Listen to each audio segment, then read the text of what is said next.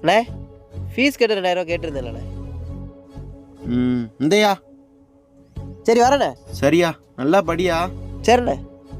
சாப்பிட்டியா? சாப்பிட்டேண்ணே. சரியா, பார்த்து பத்திரமா போயா. சரிண்ணே. யோ தர்மராசு, என்னையா தம்பி கேட்க நீ எதுக்குன்னே கேட்காம கொடுத்துக்கிட்டு இருக்க? இப்படி இருந்தேன்னா எப்படியா?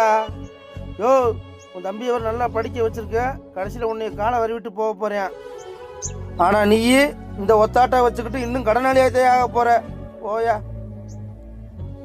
யோ கார்மேகம், நாளைக்கு என் தம்பி வேலைக்கு போய் சம்பாரிச்சு கஞ்சி ஊற்றி என்னை காப்பாற்றுவேன்னு இதெல்லாம் பண்ணலையா? எங்கள் அப்பா சாகும்போது என் தம்பிக்கு 2 வயசுயா. அன்னைக்கு அந்த மனுஷன் என் தம்பியை கையில் பிடிச்சி கொடுத்துட்டு இனிமே நீ தாண்டா உனக்கு அப்பேன்னு சொல்லிட்டு போனாரியா. அந்த கடமையை நான் என்னைக்கும் காப்பாற்றணும்.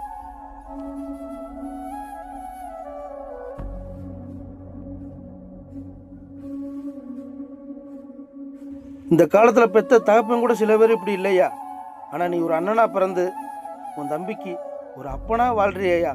பெருமையா இருக்கியா உன்னை நினைச்சா? நானும் இப்படித்தான் அண்ணன் தம்பின்னு இருந்தேன், எல்லாம் செஞ்சேன். இப்போ என்னை பஸ் ஸ்டாண்டில் விடுக்க விட்டாங்க.